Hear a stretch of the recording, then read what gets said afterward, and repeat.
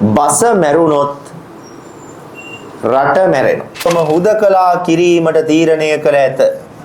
මූ දයන්න කියන්නේ. දැන් ඔයා මෙතනදී ස්වාමිනී ගම්මේ මාන වෙනවා කියන්නේ මොකක්ද?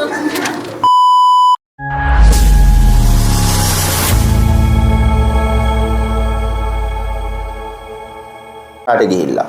ඔයා දැන් මක් කරන්න ඕනේ? ඔයාට දීලා තියෙන ස්ක්‍රිප්ට් එක කියවන්න ඕනේ. සිංහල බැරි එකාට ඔය වැඩේ හරියට කරන්න බෑ. හදිසි සුලිසුලං තත්ත්වය නිසා මුළු ලංකාවම හුදකලා කිරීමට තීරණය කළ ඇත. මූ දයන්න කියන්නේ. නිකමට හිතපන්. දැන් මූට දයන්න අමතක වෙනවා. මුළු ලංකාවම හුදකලා කිරීමට වහා රජයේ පියවරගෙන ඇත. දැන් සිංහල බෑනේ දයන්න පේන්නේ. වේගෙන් කියාගෙන යනවා. මේ මොහොතේ ඇති විදින හදිසි තත්ත්වය නිසා මුළු ශ්‍රී ලංකාවටම හරි. ඔන්න සිංහල වැදගත් වෙන දැන්.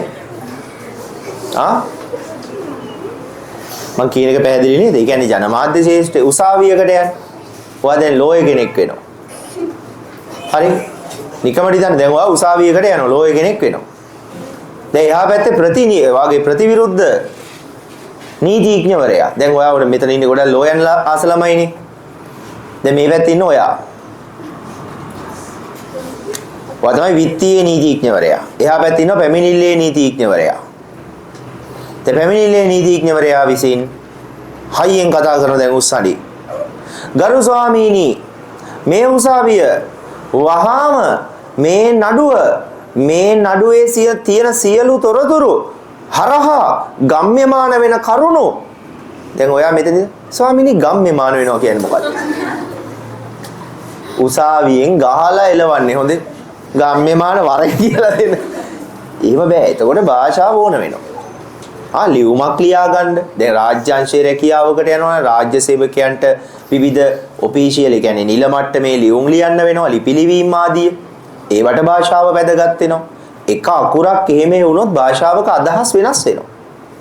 ඒක නිසා භාෂාව නිවැරදිව ඉගෙන ගැනීම ඔයා මොන ශාස්ත්‍රයෙන් ඉස්සරහට ගියත් ඊටාම වැදගත්. තේරුණානේ?